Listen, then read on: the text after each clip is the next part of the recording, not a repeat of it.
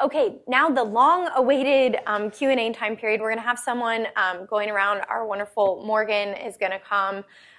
Please wait till the microphone gets here. Introduce yourself, your name, your affiliation, and please ask a question. Yes. Thank you, Michael. Congratulations for your book. Thank you. I'm Asanga, a senior fellow at the Millennium Project in Washington, D.C.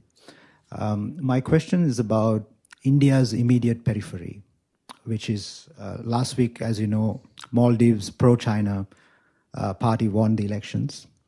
Out of the 93 seats, they managed to secure 70, more than 70 seats, the pro-China political party. And also the periphery, Nepal, Bangladesh, Sri Lanka. I'm from Sri Lanka. So I've captured some of the data that you said about the BRI in most of those countries. Sri Lanka in particular. Yes. Yes. So one of the biggest issues is CCP manures, of course, as well as the Belt and Road BRI initiative and the economic diplomacy carried out by China in these countries. Yeah. But China seems to win these countries. My example was the last week's election in Maldives, as well as the Maldives' successful campaign called the India Out campaign, which the president managed to win, as well as now his political party has managed to secure the vote in the parliament.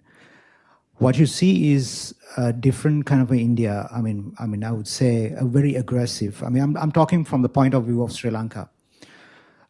One is summoning the State Department officer, questioning on democracy, opposition leaders being arrested, claiming an island which belongs to Sri Lanka as Indian territory, and also intelligence operations gone wrong in Canada and United States soil.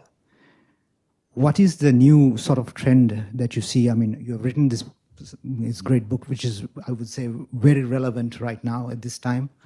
How would you sort of assess this with the ongoing aggressive nature of the BJP party? Wow. India is the wild card in the Indo-Pacific from China's perspective, for sure, because if you compare the British imperial perspective of India and you look at what China is doing now, China is kind of running the imperial play in reverse of what the Brits did, and they're trying to surround India. Unlike imperial Great Britain, they can't subjugate India, but they're trying to strangle India strategically by surrounding them.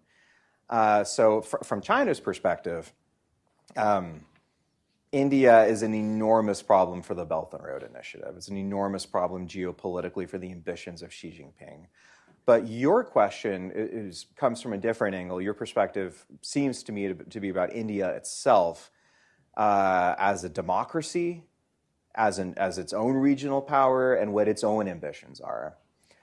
I think the United States right now has a partnership with India. I think both Washington and Delhi have been very careful not to characterize it as an alliance. And if you talk to folks in Delhi, there is really no interest at all of characterizing it in that way, because their perspective on India's role in the world is so unique and does not fit a Western American prism at all. That said, though, there are overlapping interests. And I think the Quad, which both Trump and Biden have made really strong, and some of your former colleagues have been at the forefront of advancing for years. The cooperation of Washington, Tokyo, Canberra, and Delhi, not just on humanitarian assistance and disaster relief, but on maritime security and joint patrols, COVID vaccines. You go down the list of where these four huge democracies are working together, it's pretty impressive. I take your point about the political questions about India's trajectory. It's one of the biggest questions in geopolitics in the 21st century, where India is going to go. I think the United States right now needs to work with India where we can. I don't think we have a choice otherwise. And friends are honest with each other. Friends tell the truth to one another, and we work together where we can. And I think that with India, especially when it comes to China, they're going to be one of the most important partners that the United States has.